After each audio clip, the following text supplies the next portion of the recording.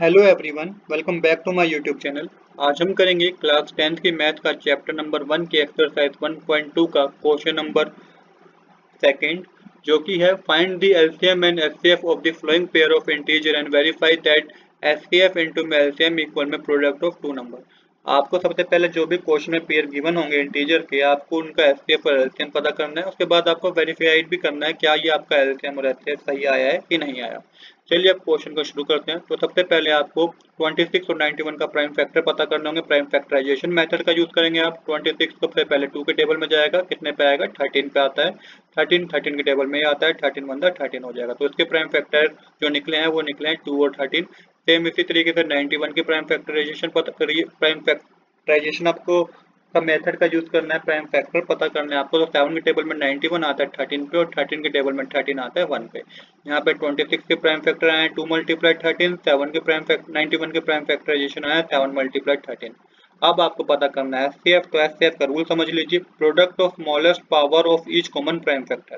कह रखा है कि जो भी कॉमन प्राइम फैक्टर होंगे ना आपके पास, उनकी आपको स्मॉलेस्ट पावर लेनी है। तो इस केस में हमारे पास कॉमन प्राइम फैक्टर 13 है, और 13 की स्मॉलेस्ट पावर 1 ही है। दोनों केस में क्या है, 13 की पावर 1 ही है। तो यहाँ पे हमारा एचसीएफ क्या होगा, 13 ही होगा।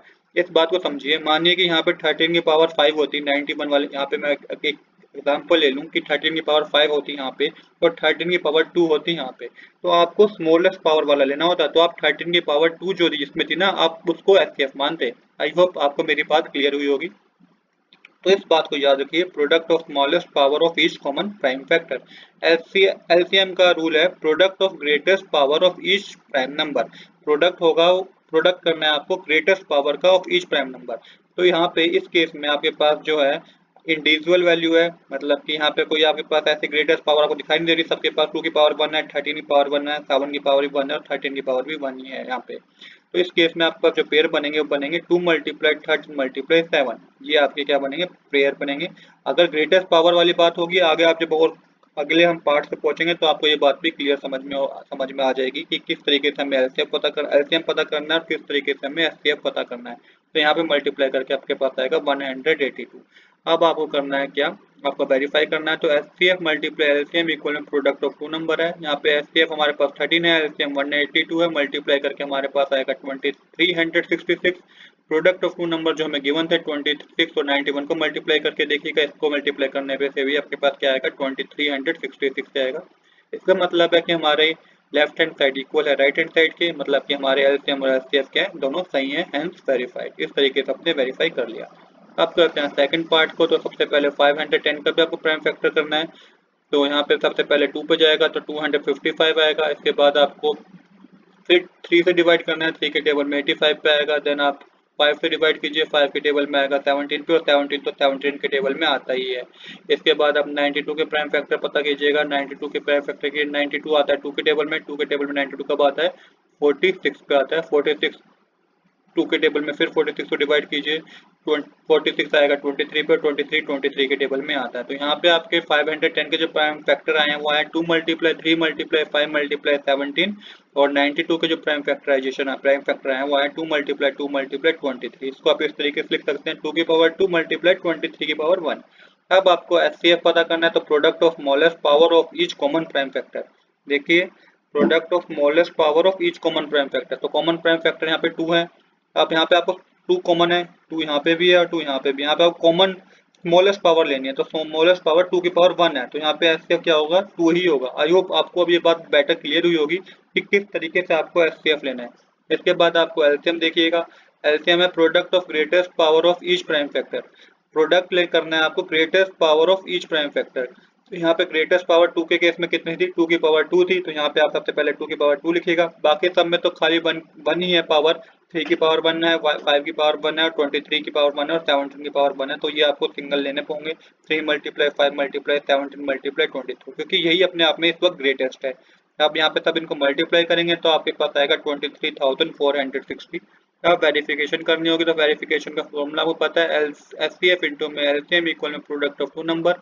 वैल्यू पुट कीजिए, 2 मल्टीप्लाई 23,460 को मल्टीप्लाई करेंगे तो 46,920 आएगा। Similarly product of two number आपको गिवन है 510 और 92 को मल्टीप्लाई करेंगे तो 46,920 आएगा। इसका मतलब है LCM left hand side equal में है right hand side, hence verified. ये आपका एचसीएफ एलसीएम क्या है, एकदम सही है। अब करेंगे हम लास्ट पार्ट जो कि 336 और 52। तो 336 का एलसीएम लेंगे तो 2 के टेबल में 336 आएगा 168 में, फिर 2 के टेबल में डिवाइड करेंगे तो ये आएगा आपका 84 में, देन अगेन 2 के टेबल में 84 आता है 42 के टेबल में, 42 2 के टेबल में आता है 21 के टेबल में, 3 के टेबल में 21 7 पे आता है और 7 के टेबल में 7 1 पे आता है। सेम आपको 52 का भी प्राइम फैक्टर एलसीएम लेना है। 52 का भी आपको प्राइम फैक्टराइजेशन मेथड के यूज से प्राइम फैक्टर पता करने हैं तो 2 के टेबल में 52 27 पे आता है, 27 3 के टेबल में 7 पे आता है और 27 3 के टेबल में 9 पे आता है, 9 जो है 3 के टेबल में 3 पे आएगा और 3 1 3 हो जाएगा।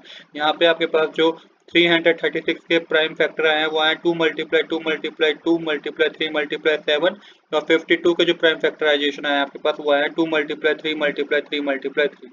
आप इसको इस तरीके से लिख सकते हैं जो 336 के प्राइम फैक्टर हैं 2 की पावर 4 मल्टीप्लाई 3 की पावर 1 मल्टीप्लाई 7 की पावर 1।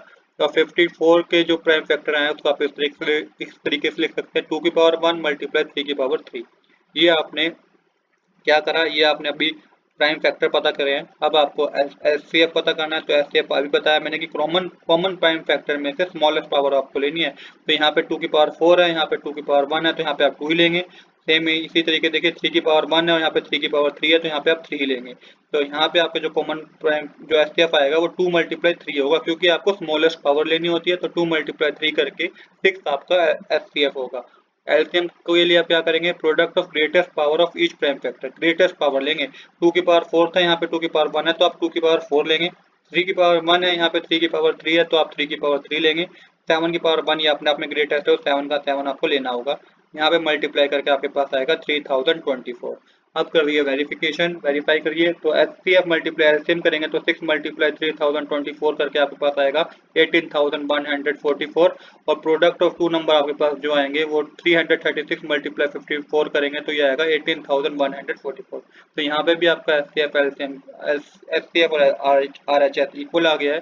तो ये आप कह सकते हो कि आपका एचसीएफ और एलसीएम क्या है, एकदम सही है। तो आज के लिए इतना ही। I hope you like this video. If you like this video please do subscribe this channel. Thanks for watching.